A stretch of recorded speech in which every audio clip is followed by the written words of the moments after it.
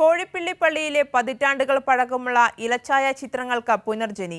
ചിത്രകാരൻ ബിജുലാൽ കോഴിക്കോടും സംഘവും ഏറെ പണിപ്പെട്ടാണ് ചിത്രത്തിലെ കറയും പാടുകളും നീക്കിയത്. തുടർന്നാണ് ഇലച്ചായം കൊണ്ട് മനോഹരമാക്കിയത്. 1915 സ്ഥാപിതമായ പള്ളിയുടെ പുനരുദ്ധാരണത്തിനു ശേഷം 1959 ചിത്രങ്ങൾ വരച്ചത്. പൊട്ടിയ ഭാഗങ്ങൾ ചുണ്ണാമ്പ് പാറപ്പൊടിയും പ്രത്യേക പശയും ചേർത്ത് പുനർനിർമ്മിച്ചു. തുടർന്നാണ് ഇലച്ചായം കൊണ്ട് മനോഹരമാക്കിയത്.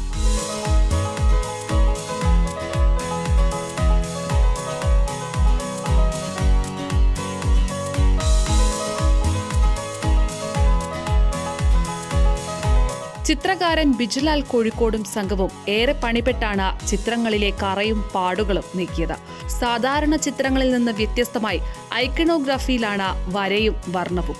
ഈ മേഖലയിൽ പഠനം നടത്തുന്ന വിദ്യാർത്ഥികൾ പള്ളിയിലെ പെയിന്റിംഗ് കാണാനെത്താറുണ്ടെന്ന് വികാരി ഗീവർഗീസ് വള്ളിക്കാട്ടിൽ പറഞ്ഞു. അതിന്റെ പ്രോസസ് എല്ലാം വളരെ ശ്രദ്ധേയമായും വളരെ സൂക്ഷ്മതയോടെയുമാണ് ചെയ്തത്.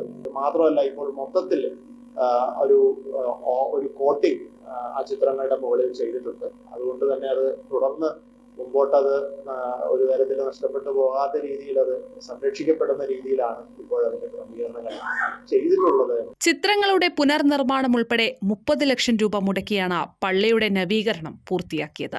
കൈരളി ന്യൂസ്, കൊച്ചി.